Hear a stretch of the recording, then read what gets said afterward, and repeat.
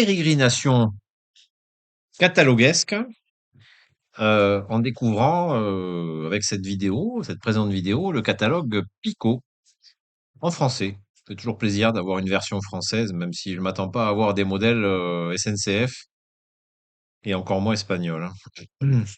Mais bon, on va découvrir ce catalogue si vous le voulez bien. 72 pages, nouveauté 2026, avec, pour ne pas changer, un loco diesel allemand.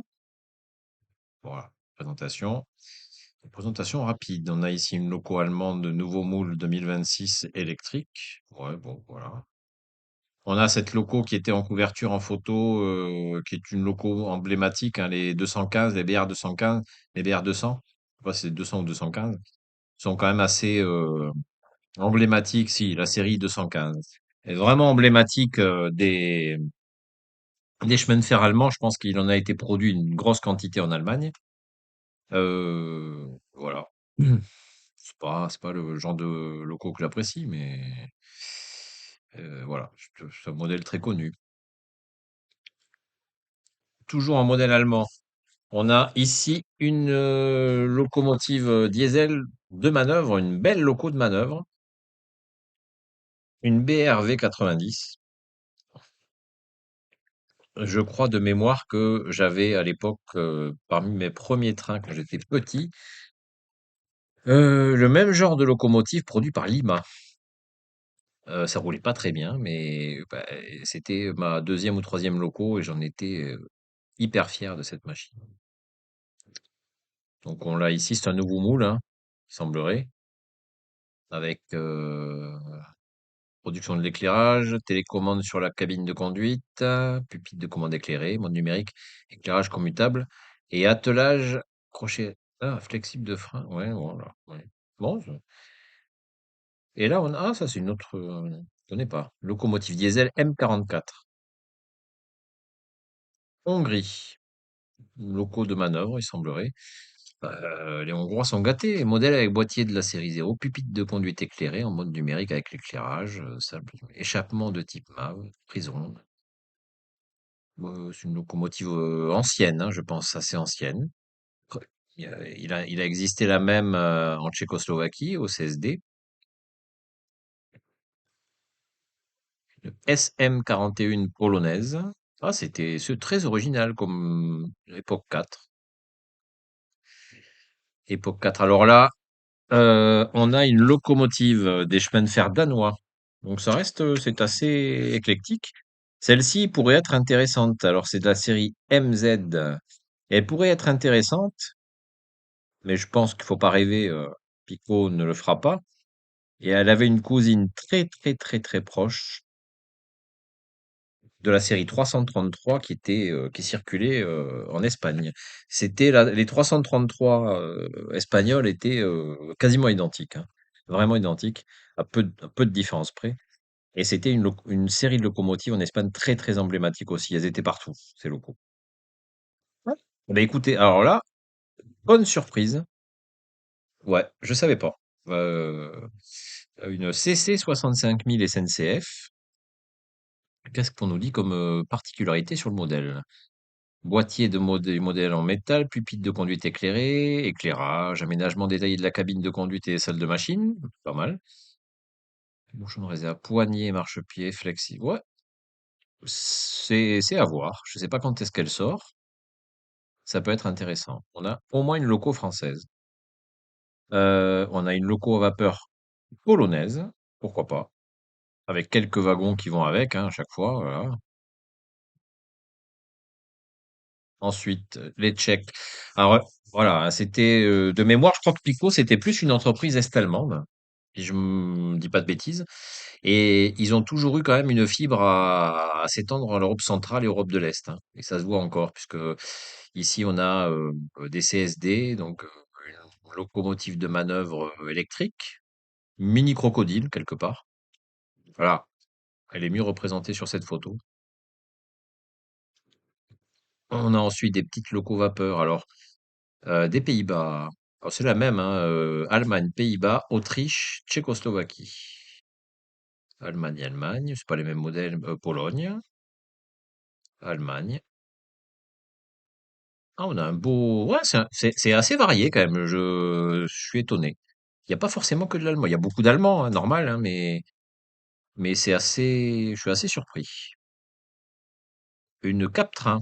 Bon, bah alors celle-ci, on ne sait pas à quoi elle ressemble encore, hein. C'est très vague, hein, au niveau du dessin.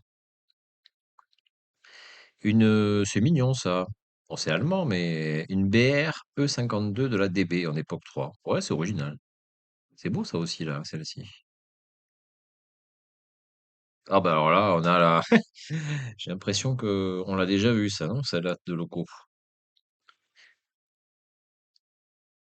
Donc en Belgique, Pologne, Autriche. Non, on a de belles choses. Autriche, Pays-Bas, vieille locomotive hollandaise de la série RH1000. Celle-ci est originale. Tchécoslovaquie, toujours. Ah, ouais, ouais. Pologne. Ah, c'est particulier hein, comme design hein, pour les autres des locaux. Les locaux Europe centrale, c'est assez particulier. Les Polonais sont bien gâtés. La Hongrie ici. PKP Cargo, qui est l'opérateur fret historique polonais. Longue locomotive, hein. Très longue locomotive. 367 millimètres de long. Ça, c'était une locomotive est-allemande très connue aussi, hein. Très, très emblématique d'Allemagne de l'Est. Ah, Allemagne, Autriche. Ouais, il y a un partage assez équitable entre le moderne et l'ancien, je trouve. Je trouve. Pour l'instant, on est pas mal. C'est quoi ça, la Norvège, on dirait? L'Allemagne, la Tchécoslovaquie. Ouais, vraiment. Ah, eux aussi proposent la même machine que Prix, si je me souviens bien. Hein, une BR 200. Ce sont des machines rigolotes qui me plaisent, je trouve. Là, on a un locotracteur non, j'avais dit que c'était Norvège. Je me suis trompé tout à l'heure, c'était le Danemark. Et là, on a un petit diesel de manœuvre du Danemark. Ouais, qui est pas mal. Des Pays-Bas. Entreprise privée, j'imagine, des Pays-Bas. Là, on a une G1200. On a peut-être une version française. Je crois qu'en France, on les a, ces machines. Allemagne, Pays-Bas. Ah, l'Italie aussi. Ils pensent à l'Italie. Ça, c'est pareil, c'est une locomotive, là, les D445, ce sont des locomotives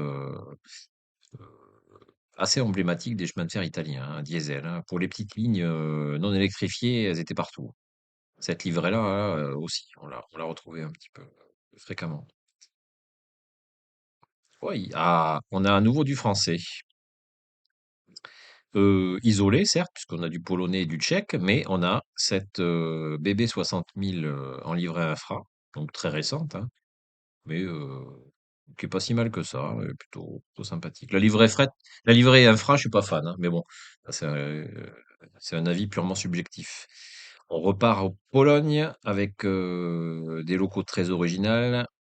Grosses locaux polonaises ici, là, truc, ouais, c'est du costaud, ça, hein. Toujours en Pologne, PKP Cargo. Et pareil, une surprise, je ne savais pas que Pico proposait de l'américain. Avec, c'est particulier comme matos, ça aussi. Ensuite, on passe en rame automotrice. Allemagne, Pologne, c'est pas très joli ça. Unité multiple, ouais, bon, on est en Allemagne. Les voitures, allemande toujours. Autriche, les Tchèques, Allemagne. Ouais. Non, je suis pas très fan je suis pas, excusez-moi, hein, peut-être que ça va vous intéresser, mais moi je suis pas fan de ce matos-là, la Pologne. Ah! Attendez, on arrive à quelque chose d'intéressant. On va ressortir enfin, ils ressortent des rames, des voitures corail. Bon, ça c'est plutôt bienvenu, ça marche toujours bien les voitures corail. On passe ensuite au fret. Bon, bah, sans surprise, hein, beaucoup de fret allemand. Ici, avec des graffitis, c'est plutôt original. Ces tombereaux chargés de charbon avec des graffitis, ouais, je trouve que ça a une belle gueule et malheureusement, c'est très réaliste, hein. Qu'est-ce qu'on a d'autre ensuite? Ici, du matos polonais, des wagons couverts un peu originaux, assez longs, en bois, visiblement. Du polonais toujours. Les polonais sont vraiment gâtés, honnêtement, hein. Un wagon citerne italien, porte, wagon de poche, je sais pas si on appelle ça comme ça, porteur de semi-remorque, voilà. Un wagon français, wagon à ciment, wagon silo à ciment français époque 5, qui est plutôt mignon. Bon, c'est trop récent pour moi, mais ça a le mérite d'exister. Un couplage de 2 wagons citernes Algeco SNCF époque 6, donc très récent, mais pourquoi pas. Ça, je sais pas ce que c'est, je suis pas fan. En locaux, la gamme Obi, chez Pico, c'est la gamme la moins chère. Mais on trouve de beaux modèles aussi, il faut pas croire, hein. Donc là, c'est pareil, assez varié. Allemand, essentiellement, évidemment. Danois, autrichien. On a un mix, une loco-vapeur assez simplifiée des Pays-Bas, pourquoi pas. Allemagne, Hongrie. Non, franchement, ils ont Belgique. Ils sont gâtés, hein. Des compositions après des coffrets, différents pays, Pays-Bas, pardon, Pologne, Hongrie toujours. Il y a la gamme de voitures Obi, pareil, différentes origines. Les wagons marchandises, pareil, différentes origines. Ouais, c'est varié, c'est varié. On finit avec, bon là, on va nous parler hein, du matériel digital. Quelques rames automotrices. Là, des vieilles rames françaises. Ah, voiture compartiment à troisième classe. C'est quoi ça comme type de voiture? Je sais pas du tout. Très jolie voiture à portière latérale. Pour les amateurs d'anciens, on doit être en époque 3, tout début de l'époque 3, j'imagine. Après, j'y connais pas grand-chose, hein. Mais ouais, ça a une belle gueule. Bon, après, on change de pays, évidemment. On est toujours sur quelques wagons marchandises par-ci par-là. Vous avez ce tombereau français, époque 3, qui est mignon. Alors, il n'y a pas beaucoup de Français, mais il y en a un petit peu quand même. Ça, c'est déjà méritant. Ah, ce fret vert là, ce wagon couvert G40 en version verte comme ça, époque 5, c'est une bonne idée. On a une version plus classique, pardon, en dessous avec une livrée des plus classiques, mais c'est une idée intéressante. Ouais. Là, on est vraiment à la fin. On arrive sur les petits accessoires qu'il est possible d'acheter. Voilà, ils proposent un set de départ, je pense, très minimaliste. Et on arrive au bout. Donc écoutez, bon, c'est un fabricant allemand qui propose beaucoup d'allemands, qui se dirige, ben, un peu comme Rocco, j'ai l'impression aussi, beaucoup sur le marché d'Europe centrale, voire d'Europe de l'Est. Mais bon, c'est peut-être un marché porteur, hein, j'avoue que je m'y suis jamais plongé. Mais voilà, alors de l'espagnol, bah, il y a des années où on a un ou deux éléments qui sortent du lot, mais là, bon, évidemment, ils sont complètement oubliés, hein. Par contre, en catalogue français, il y a quelques petites choses intéressantes. Donc, voilà, voilà, c'est pas forcément négatif. Je suis assez content enfin, content. On peut retenir quelques éléments. Je sais pas ce que vous en pensez vous. Voilà. Donc, je vous dis sur ce, à très très vite pour une nouvelle découverte.